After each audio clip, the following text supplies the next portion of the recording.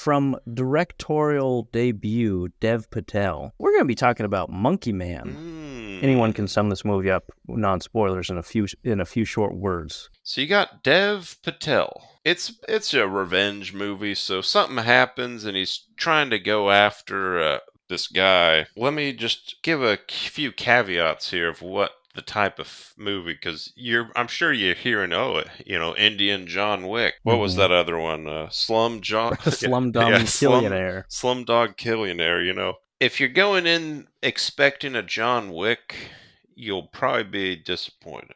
It's similar and it's an action, but it's not really like John Wick. I feel like it's not that similar to it personally. The similarities between John Wick and this movie are he wears a suit at one point and it's revenge. And they say the words John Wick in the movie, I guess. It's more gritty because like John Wick, nonstop action. It's got action, but it's definitely not nonstop. And it's more like bloody. This is my favorite genre. I like punch 'em ups. Punch 'em ups. I don't need a deep plot. I like a good motive. This one's definitely got a great motive. You understand where he's coming from, why he wants to do this. I will say, if you do have a low tolerance for violence, this movie isn't for you. I was thinking maybe we start with the cons. Oh, okay. Then we end on a more of a positive note, because I don't know if I told you or not, but I'm trying to be more positive. Sure. And I'm not just talking HIV here. Sure. Okay. So, I like it. Okay, let's do it. So, number one complaint I wrote here: if you don't like shaky cam, this movie ain't for you, bud. Let me tell you what. Oh, yeah. Call it a stylistic choice. Call it first-time filmmaking, which, by the way, I could never hope to do anything as good as this. I'm just a loser on the internet. But the shaky cam at times did get me a little, nauseous, and it was a little hard to focus at times. It got me. It got me. At the end, it wasn't as bad, but... like the first half, I was just like, is it really gonna be like a Taken 3 situation, or like something like that? Yeah. Where I'm like, just the shaky stuff. But I know a lot of people do, and like I'm like watching, I'm like, I could see why people like this would make you physically ill, but especially for the guy sitting in the front row. Yeah. Could you imagine? Another slight qualm I have with this is it almost is a little too graphic for my liking. I don't know if I just am getting less desensitized to violence nowadays, but I was like, this is a pretty violent film, pretty aggressive, almost needlessly violent if you ask me. What are your thoughts? Yeah, there's some scenes where I don't know, like what'd you think of that knife scene to the throat? Oh, in the elevator? Like I remember watching, I was like, oh, like I'll tell you what the guy next to me thought. He goes, oh. What, laugh? Just laughed his heads off. Yeah, just because he thought it was hilarious how. I thought he was going to pull the John Wick, I think John Wick 2, where he like smacks the end of the knife and like pops it into him, but instead he just slowly. Yeah.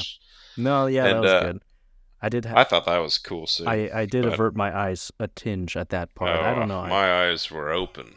They were finally you had open binoculars out and everything. Yeah, I said, Can we rewind 20 seconds so I can pull out the phone? And another small thing I had was I get his motivation, revenge for his mom, but I feel like it went back to his mom and like flashbacks a little bit too much for my taste. Like I was like, I get it. I see, I get it. I didn't need to see it. I think it was like 7 times where you flash back and you see the full story and everything. And I think at like the second turn, I was like, oh, okay, the guy lit his mom, or he did light his mom on fire, but he lit his house on fire, all that, and I don't know, seemed like too many times for me. I'm with you. One of my cons was it's 2 hours. I would have preferred like an hour 30, hour 40, because I feel like you could have cut out that second act, like a lot of it. Like you said, like there's the 7.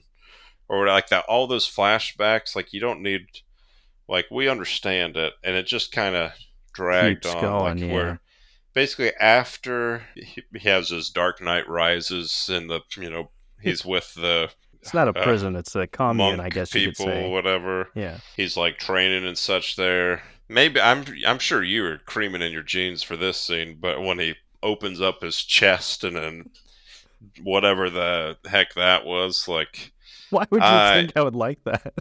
that seems like something you're like, oh wow, the cinematography, it just really shows how he's feeling inside, and well, I'm like, me, it was just kind of random, like pulling up and then whatever these visuals and all this, and I'm like, that's fine in a movie that's like that a lot, but in this movie, it just didn't really make sense to me. Nah, yeah, well, I hate to disappoint you. That part was like, I didn't fully understand it. He opened his chest and saw the fifth dimension, where I guess a dimension of monkeys or whatever.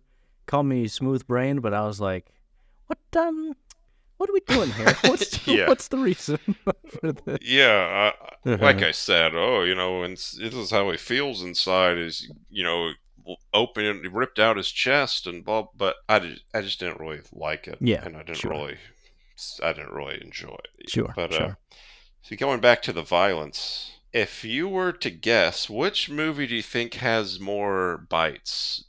More. Twilight, Jaws, or Monkey Man? Because my money is on Monkey Man. There was a lot of biting in this movie. It's gotta be like over five. Yeah, yeah. No, I. And Now that you've he mentioned that, bites. was a lot of biting Yeah, I think he bit the same guy like 2 or 3 times. That random guy with the with the axe. axe. Yeah, He does like some bite with a knife. I think he uses his mouth to like stab him. yeah. A lot of biting, which again, it's more of the grittiness. You don't see a lot of biting like that in movies, which I wasn't a. It's not a con for me by any. I just Just thought it noticed it. was noticed. Took a note. Yeah, yeah, Just letting you know, Dev. I see what you're doing there. yeah. The ending. It just kind of like. I don't know how I felt about the ending. It just seemed like abrupt Hmm. and ended. I Yeah, feel like I like more of a resolution. yeah. You know There what I was no mean? denouement, if you will. Yeah. And was hoping. I mean, call it Chekhov's girl, but I was, you showed that girl 40 times in the movie. I thought he was gonna end up with her. But Hmm. it really didn't amount to anything other than, hey, look at this pretty girl. You know, Yeah. Oh, yeah. We have an attractive we woman got one of those. on Check. the Yep. movie here. That's got to be Dev's. Someone he knows that he's like, all right, fine. You'll be in the movie. You'll be the hot chick here. I'm going to make lots of eye contact. I'll even let you kill someone, basically. How about that? Yeah, I think she's probably a big actress in India or something. Moving on to the The pros. pros.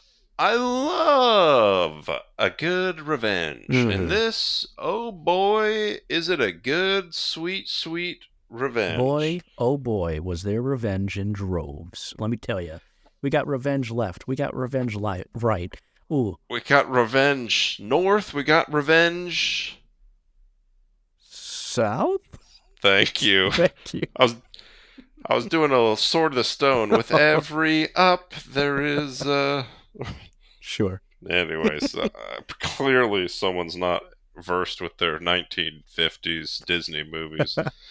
Uh, But yeah, it's a good revenge here.